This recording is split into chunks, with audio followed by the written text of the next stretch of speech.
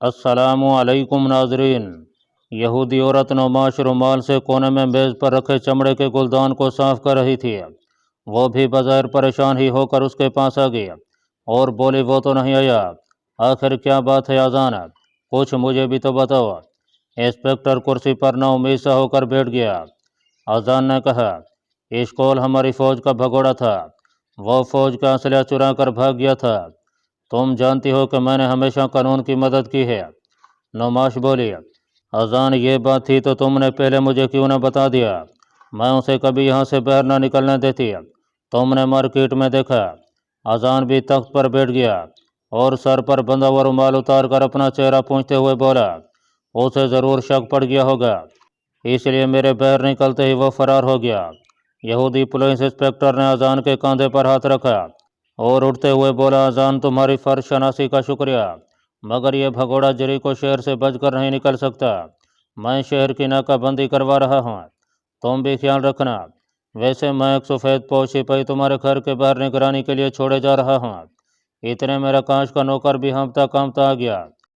अजान ने पूछा, कुछ पता चला? नौकर ने नफ़ी में सर हिलाया और कलीन पर बैठ गया। पुलिस इंस्पेक्टर ने कहा, फिक्र न करो अजान, हम उसे बहुत जल्द पकड़ लेंगे। पुलिस इंस्पेक्टर तेज़ी से बाहर निकल गया। नुमाश अदाकारी करते हुए अपने खमन पर बरस पड़ी, तुमने कभी अपने दिल की बात मुझे नहीं बताई। तुमने हमेशा मुझे नौकरानी समझा है। अगर तुम पहले बता देते तो मैं भला स्कूल को कभी बाहर जाने देती। तुमने पुलिस की खुशनुदी हासिल करने का एक अच्छा मौका ज़ाय कर दिया अजान। अजान सर खुजाने लगा, फिर उठा और बोला, छोटा शेर है, वो बच कर नहीं निकलेगा। पुलिस उसे गिरफ्तार कर लेगी। मैं थाने जाता हूँ, तुम यहाँ ख्याल रखना। अगर वो इसी तरफ निकल आया तो उसे बातों में लगाकर कनीज के हाथ थाने खबर कर देना। अव्वल तो जो सफ़ेद पोश सिपाही बाहर खड़ा है वही उसे पकड़ लेगा। हमने उसे स्कूल का हुलिया बता दिया है।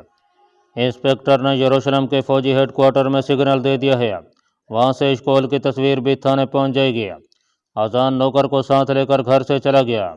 नुमाश ने कनीज को बुलाकर कहा कि वो मार्केट जाकर चाय के 2 बड़े पैकेट खरीद ले। जब कनीज चली गई तो नुमाश ने मकान के सहन वाले दरवाजे को बंद कर दिया, मगर अंदर से कुंडी न लगी। खामोशी से कदम उठाती वो अपने कमरे में आ गई। अपने कमरे का दरवाज़ा बंद करके उसने अंदर से चटखनी चढ़ा दिया और अकबी कोठड़ी से गुजरती तय खाने वाले दरवाजे पर हल्की सी दस्तक देकर बोली, एशकोल मैं नुमाश हूँ। उस वक्त मैं तंगो तरीक तय खाने की गर्मी में बैठा सोच रहा था कि पुलिस वालों को जब पता चल जाएगा कि मैं फ़िलहाल नंबर की रेफर लेकर फ़ौज से भागा हूँ तो वो नंबर सारा भांडा फोड़ देगा और उन्हें पता चल जाएगा कि असल में मैं कौन हूँ।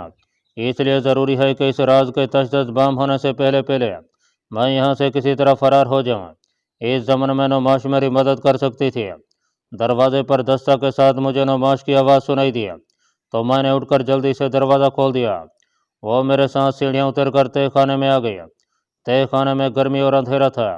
नुमाश ने मुझे बाजू से थाम कर बोरियों के पास बिठा लिया और पुलिस के आने और फिर मेरी तलाश में निकल जाने का सारा वाक़या सुनाया। एशकोल मकान के बाहर एक वर्दी पोश पुलिस का संतरी 24 घंटे निगरानी पर है। पुलिस इंस्पेक्टर ने कहा है कि वो सारे शहर की नाकाबंदी करा रहा है। ये लोग पीछे फ़ौज वालों को तुम्हारी इतला देकर वहाँ से तुम्हारी तस्वीर भी मंगवा रहे हैं। यह इतला मेरे लिए खासी परेशान कुन थी। आखिर हालात वही रुख इख्तियार कर रहे थे जिसका मुझे खदशा था। मैंने नुमाश से कहा, नुमाश मैं फ़ौज में वापस गया तो मुझे 10 साल की सज़ा हो जाएगी, फिर मैं तुम्हें कभी नहीं देख सकूँगा। इस पर नुमाश के होंठों से एक गहरा सांस निकल गया और मेरे हाथ पर उसके हाथ का दबाव बढ़ गया। मैंने जानबूझकर यह जुमला अदा किया था, हालांकि मुझे उसे दोबारा देखने की कोई ज़रूरत नहीं थी। कमांडो बड़ा खुद गर्ज भी होता है। ये अलग बात है कि वह मुल्क को, कौम और इंसानियत के लिए सब कुछ करता है। नुमाश यहाँ से फ़रार होने में मेरी मदद करो, मैं तुम्हारा यह एहसान ज़िंदगी भर फरामोश नहीं करूँगा। नुमाश ने अपना दिल खोलकर मेरे सामने रख दिया। एशकोल मेरी कोई औलाद नहीं है। मेरी शादी को 20 बरस हो गए हैं। मेरे खामद ने बाहर औरतें रखी हुई हैं। वह मुझसे नफ़रत करता है, मैं भी उससे नफ़रत करने लगी हूँ। मैं उससे निजात हासिल करना चाहती थी लेकिन मजबूर थी। जब तुमको पहली बार देखा तो मेरे दिल ने कहा, नुमाश तुम्हारा निजात दहिंदा आ गया है, क्या तुम मुझे इस जहन्नम से निकाल कर अपने साथ ले चलोगे? हम यहाँ से फ़रार होकर जमला जाएंगे वहाँ से समरिया और फिर शुमाली बंदरगाह सफिया से कब्रस की तरफ कूद कर जाएंगे। कब्रस में मेरी एक अजीज़ यूनानी सहेली है, उसका खामन कब्रस में कंपाउंडर है, वो हमें कब्रस से इटली पहुंचा देगा। ये औरत नुमा शरफ नाजुक के उस तबके से ताल्लुक़ रखती थी जो जज्बात में अंधी सब कुछ कर गुजरती हैं। उसने मेरे सामने बड़ा तवील प्रोग्राम रख दिया था, जबकि मैं सिर्फ अकेले फ़रार होना चाहता था, लेकिन इस जज्बाती औरत की मदद के बगैर मैं वहाँ से फ़रार भी नहीं हो सकता था। मैंने उसकी हाँ में हाँ मिला दिया, मगर इतना ज़रूर पूछा कि यह एक लंबा सफ़र है जहाँ कदम कदम पर ख़तरे का सामना करना पड़ेगा। उसने आहिस्ता से कहा, तुम खुद यहूदी हो और यहूदी मर्दों की खसलत से वाकिफ़ हो। मेरे पास बेपनाह दौलत है जो मैं अपने साथ लेकर चलूँगी। दौलत और ख़ास तौर पर अमरीकी डॉलर हमारा रास्ता आसान बना देंगे। तुम सारा काम मुझ पर छोड़ दो, मैं सब बंदोबस्त कर लूँगी। हम आज आधी रात के बाद यहाँ से निकल चलेंगे। मैंने उसके खामद अजान की बात की तो मेरे कान के करीब अपने होंठ लाकर उसने सरगोशी की। वो उस वक्त बेहोश पड़ा होगा और अजीब मक्कराना अंदाज में मुस्कराई और चली गई। उसके जाने के बाद मुझे तरह तरह के वसवसों ने घेर लिया। कहीं ये औरत अपने साथ मुझे भी न ले डूबे। मेरे पास कोई दूसरा चारा नहीं था। जेरिको की यहूदी पुलिस ने शहर की नाकाबंदी कर रखी थी। शहर में वो जगह जगह मेरी तलाश में छापे मार रही थी और ऐन मुमकिन था कि दोपहर या शाम तक यहाँ फौज की कोई रेजिमेंट भी पहुँच जाए। फिर मेरे लिए अकेला यहाँ से कदम बाहर रखना नामुमकिन हो जाएगा। मैं शहर के गली कोचों से भी वाकिफ़ नहीं, दुश्मन हूँ और अजनबी हूँ।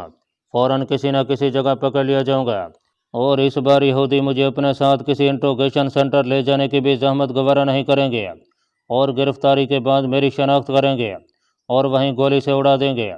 मैंने फैसला किया कि इस यहूदी औरत नुमाश की हिकमत अमली पर ही चला जाए। रात को वो मेरे पास ही तो खाने में जैतून का तेल, भुना हुआ गोश्त, रोटी और अंगूर थे। वो संदूकनुमा नीम रोशन तय खाने में मेरे साथ बैठ गई।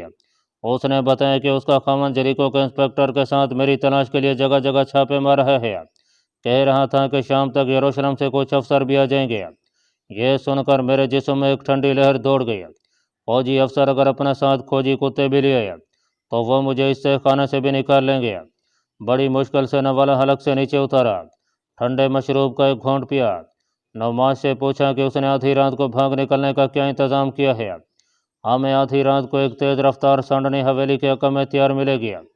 उस वक्त मेरा खामद नौकर और हवेली के बाहर निगरानी करने वाला पुलिस का सफ़ेद पोश आदमी बेहोश होगा। आगे तुम्हें यहाँ से निकलने के बाद बताऊंगी।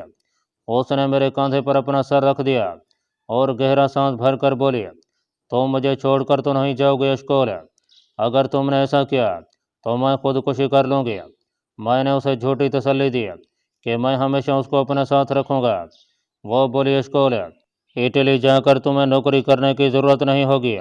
हमारे पास इतनी दौलत होगी कि हम बड़ी आसाइश से ज़िंदगी बसर कर सकेंगे। हम रोम के मज़ाफ़ात में अंगूर का बाग खरीद लेंगे। मुझ पर अब एक ही खौफ सवार था कि अगर शाम से पहले पहले यरूशलेम से कोई रेजिमेंट खोजी कुत्ते साथ लेकर पहुंच गए तो वह मुझे ढूंढ लेंगे।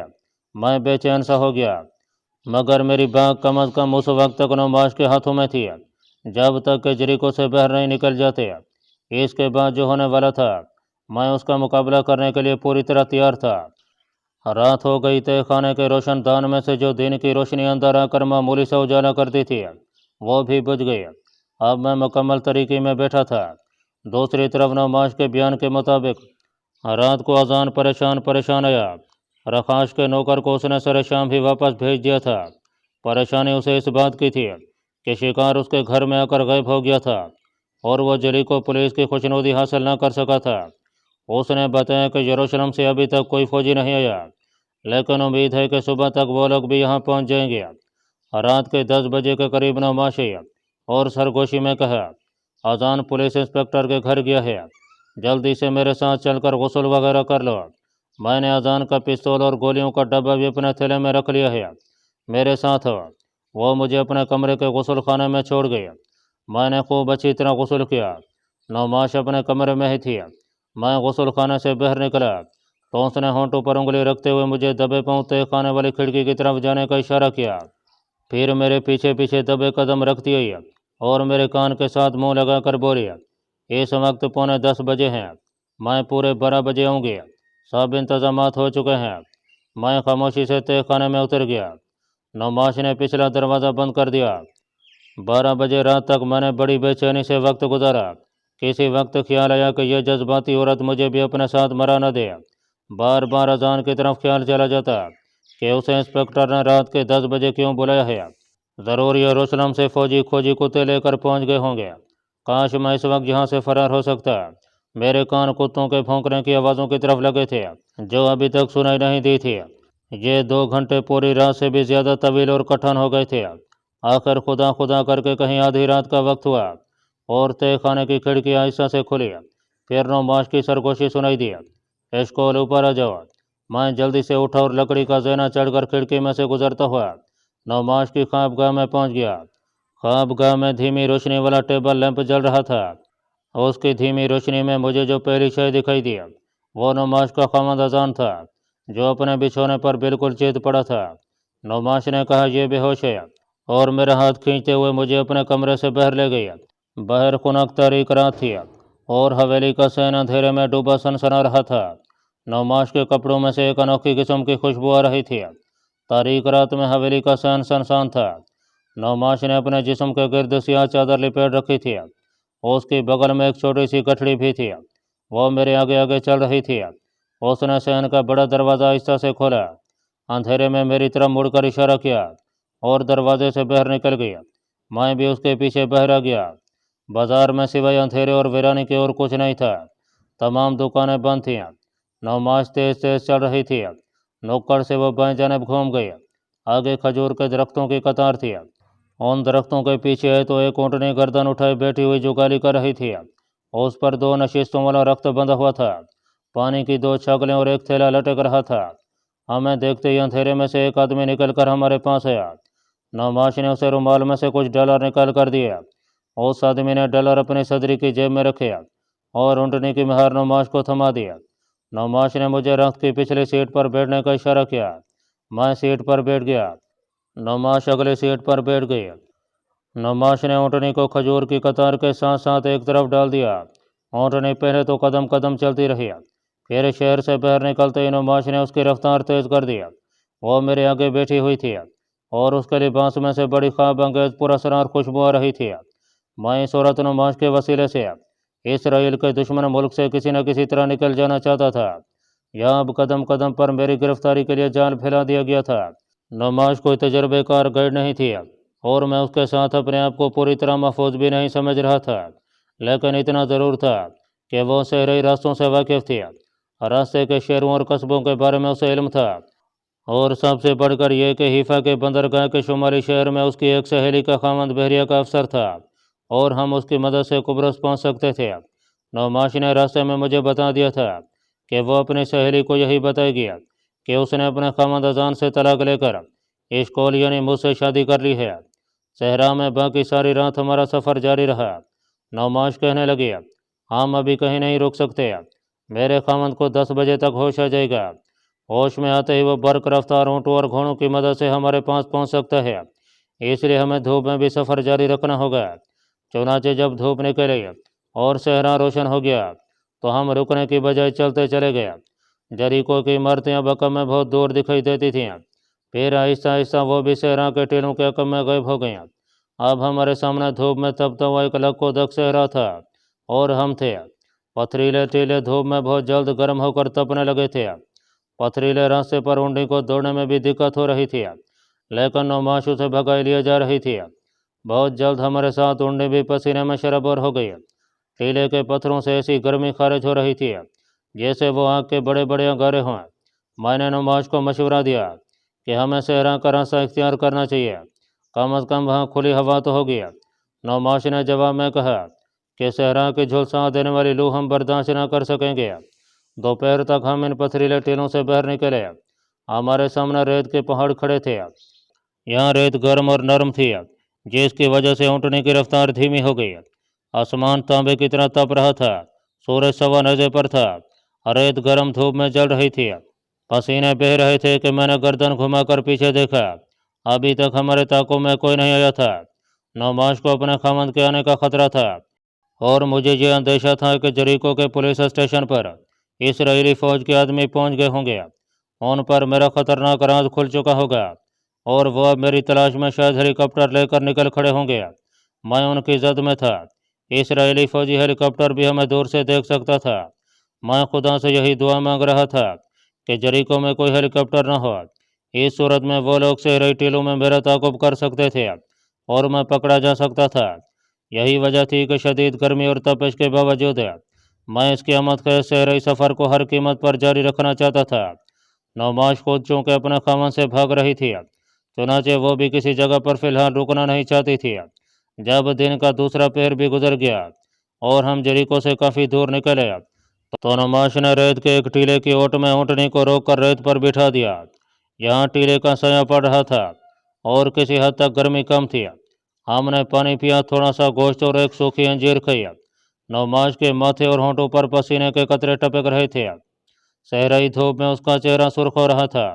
हम रेत पर बैठे थे। उसने बताया कि अभी खतरे से बाहर नहीं हैं और अजान के आदमी यहाँ पहुँच सकते हैं, इसलिए हमें ज़्यादा देर रुकना नहीं चाहिए। हमने बमुश्किल 5 मिनट आराम किया होगा। इसके बाद दोबारा अपना सफ़र शुरू कर दिया। नौमाश ने कहा कि अगर हम इसी तरह सफ़र करते रहे तो शाम के बाद दाखुल नामी कस्बे में पहुँच जाएंगे। हो सकता है वहाँ से हमें कोई काफ़िला मिल जाए जो रुबात जा रहा हो। रुबात से हमें बस भी मिल सकती है। मैंने कोई जवाब न दिया। मेरी नज़रें बार बार आसमान की तरफ उठ जाती थीं कि कहीं कोई हेलीकॉप्टर तो मेरी तलाश में नहीं आ रहा। अभी तक तो कोई ऐसी बात नहीं हुई थी। सहरा की तेज़ धूप से बचने के लिए हमने अपने सरों के गिर्द नीली चादरें पगड़ियों की तरफ बांध ली थीं। हमारी सिर्फ आंखें ही नजर आती थीं क्योंकि सहरा में हवा की वजह से रेत उड़ उड़ कर हमारे चेहरों पर पड़ रही थी। आग बरसाता हुआ सूरज आहिस्ता आहिस्ता मगरिब की तरफ झुकता चला गया। तीसरे पहर के बाद सूरज मगरबी उफक पर सहरा की लकीर को छूने लगा तो उसकी किरणें तिरछी हो गईं और धूप की तपश में खासी हद तक कमी हो गई। नौमाश ने इर्द गिर्द फैले हुए रेत के टीलों पर एक फिक्र अंगेज निगाह डाली। रेत के टीले अब हुजूम में बड़े हो गए थे और हमारे दाएं बाएं दूर दूर तक फैलते चले गए थे। ये कोई बाकायदा रास्ता भी नहीं था। सहरा में जो काफिलों का रूट होता है वो साफ नजर आ जाता है। यह बिल्कुल अजनबी सा रास्ता था और मैं महसूस कर रहा था कि नौमाश भी कुछ फिक्रमंद है। मुझे सिर्फ एक ही फिक्र थी कि कोई हेलीकॉप्टर या छोटा मिलिट्री जहाज़ मेरी तलाश में इधर ना निकले। मैं एक खतरनाक जासूस था जिसके खाते में कुछ इसराइली फौजियों का कत्ल भी शामिल था। यह नामुमकिन था कि मेरी तलाश ना शुरू हो गई हो। मैं चाहता था कि जितनी जल्दी हो सके हम किसी कस्बे में पहुंच जाएं जहां कम अज़ कम मुझे इस खुले से राह से निजात मिले, जहां मैं दूर से ही देखा जा सकता था। लेकिन मेरी छठी हिस्स ने मुझे बता दिया था कि नौमाश रास्ता भूल गई है। सहरा में रास्ता भूल जाना ऐसे ही है जैसे कोई मुसाफिर अपनी कब्र में उतर कर लेट गया हो। हर 5-7 मिनट के बाद ऊपर और गर्दन घुमाकर पीछे देख लेता था। अभी तक खैरियत ही थी, लेकिन अब मुझे यह फिक्र लग गई कि अगर वाकई नौमाश सहरा में रास्ता भूल गई है तो कल दोपहर तक सहरा हमें भून कर रख देगा और फिर हमारी लाशों को गिद्ध नोच रहे होंगे। खुदा खुदा करके सूरज गरूब हो गया और रेत ठंडी होना शुरू हो गई। सहरा की रेत बहुत जल्द ठंडी हो जाती है। आसमान पर शुमाल मगरिब की तरफ एक सितारा निकलकर चमकने लगा। नौमाश ने सितारे की तरफ उंगली से इशारा करके कहा, यह कुतुबी सितारा है, हम ठीक रास्ते पर जा रहे हैं। इसको घबराने की कोई ज़रूरत नहीं। हम एक ऊंचे रेतीले टीले की चढ़ाई चढ़ रहे थे। हमारे इर्द गिर्द सहरा में दूर दूर तक फीका फीका सा अंधेरा फैला हुआ था। ये अंधेरा गहरा होता जा रहा था। रेत के टीले की चोटी पर पहुंचकर हमें दूसरी जानब एक गहरी रेती घाटी नजर आई। उसके आगे फिर रेत का एक पहाड़ सीना ताने खड़ा था। मैंने नौमाश से कहा कि हमें उस घाटी में थोड़ी देर आराम कर लेना चाहिए। नौमाश ने कहा कि वो दूसरे टीले के पार जाकर पड़ाव डालेंगे। ढलान की मुसीबत ख़त्म हुई और ऊँटनी रेत की घाटी में दाखिल हो गई। फिजा में खून की पैदा हो चली थी। धूप की गर्मी और रेत की तपिश बिल्कुल ही गायब हो गई थी। यह घाटी जिसमें से हम गुजर रहे थे एक पहाड़ी दर्रे की माने थी।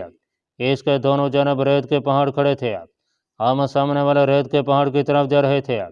नौमाश ने ऊँटनी की बाग थाम रखी थी। वो एक तरफ से घुमाकर ऊँटनी को सामने वाले रेत के पहाड़ की उस जानब ले आई जहाँ चढ़ाई निस्बतन आसान थी। हम रेत के दूसरे पहाड़ की चढ़ाई चढ़ने लगे।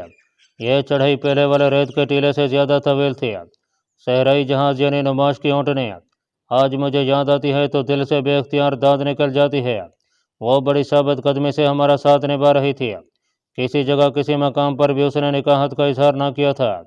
और रेत की चोटी पर पहुंचकर दूसरी तरफ देखा तो ढलान के पार एक तवील सहरा फैला हुआ था, लेकिन उसमें फ़र्क था कि दूर कहीं कहीं सियाह धब्बे नजर आ रहे थे। नौमाश ने कहा कि यह ज़रूर कोई नखलिस्तान है। मैंने कहा नखलिस्तान तो ज़रूर होंगे, मगर हम जा कहाँ रहे हैं नौमाश? नौमाश ने इब्रानी ज़बान का एक कदीम मकौला दोहराया, जिसका मतलब था कि सहरा में अगर नखलिस्तान नजर आ जाए तो मुसाफिर रास्ता नहीं भूलते। जिन सियाह धब्बों को रात के वक्त हम नखलिस्तान के दरख्त समझ रहे थे, करीब जाने पर मालूम हुआ कि वो किसी सहराई लीजन की बेरकों के टूटे फूटे आसार थे। लकड़ी को जोड़कर बनाई गई उसकी गोल दीवार कई जगहों से गिरी हुई थी। सामने की जानिब एक पुराने ज़माने की तोप आधी रेत में धंसी हुई थी।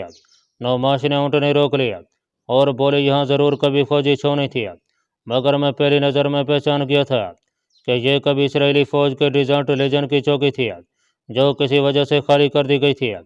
इस किस्म के सहराई लीजन फ्रांस ने शुमाली अफ्रीका में कैम्प किए थे, जहाँ साबिक फौजी और किराए के सिपाही भर्ती करके रखे जाते थे। उन फौजियों को डेल राशन और डबल तनख्वाह दी जाती थी, और सहरा में तन्हाई की ज़िंदगी बसर करते करते वो वाशी बन जाते थे। खुदा का शुक्र था कि यह सहराई लीजन की चौकी वैरान और उजड़ी हुई थी। ऊँटनी को हमने लीजन पोस्ट के सहन में लाकर बरामदे के पास अंधेरे में बिठा दिया।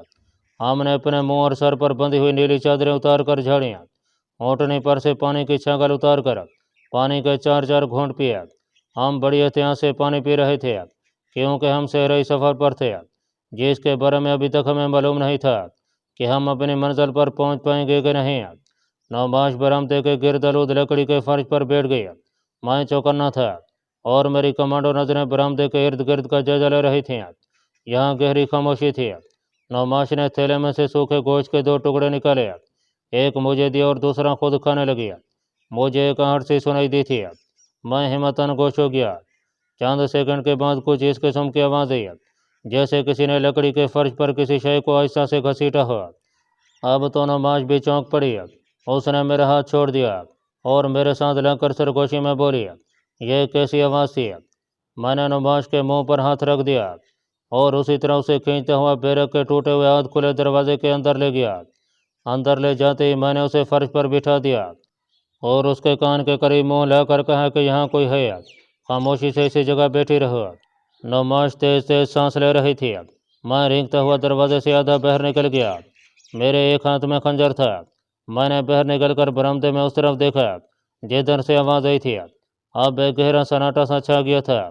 किसी जानब से कोई आवाज़ नहीं आ रही थी। मैंने आहिस्ता आहिस्ता कोने की तरफ रेंगना शुरू किया।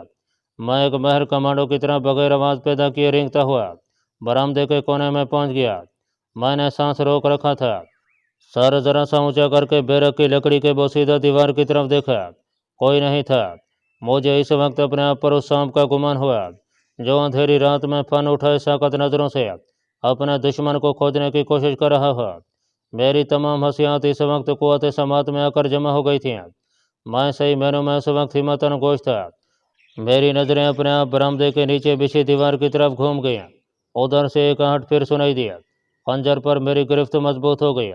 अगरचे मैं बरामदे में मुंह के बल लेटा हुआ था, मगर मेरे पट्टे तने हुए थे और दुश्मन पर 1 सेकंड से भी कम मुद्दत में जोस्त लगाने के लिए बिल्कुल तैयार था। उधर लकड़ियों का एक ढेर पड़ा था, जो अंधेरे में धुंधला सा नजर आ रहा था। अचानक मुझे बिल्ली की आवाज़ सुनाई दी और एक काले रंग की मोटी ताज़ा बिल्ली लकड़ी के ढेर में से निकलकर तेज़ी से मेरे सामने से गुजर गई। मेरा तजस्सुस और तनाव काफ़ी हद तक कम हो गया, लेकिन मैं इतनी जल्दी पीछे नहीं हटना चाहता था। मैं पूरी तसल्ली कर लेना चाहता था। मैं अपनी जगह पर उसी तरह घात लगाए लेटा रहा। एन उसी वक्त मुझे अपने पीछे ऐसी आवाज़ सुनाई दी, जैसे कोई भागकर टूटी फूटी बैरक की कोठरी में घुस गया हो। इसके साथ ही नौमाश की चीख फिजा में बुलंद हुई। मैं लेटे लेटे अपनी जगह पर से बिजली की तेज़ी के साथ मगरमच्छ की तरह घूम गया। मैं इस बात का इतराफ़ करता हूँ कि उस वक्त मैं नौमाश के लिए अपनी ज़िंदगी खतरे में डालने पर तैयार नहीं था। चुनाचे मैंने उठकर बैरक में घुसने और वहाँ जो कोई भी था उससे नबरदस्मा होने की बजाय बैरक के दरवाजे की तरफ रेंगना शुरू कर दिया। दरवाज़ा आधा खुला था।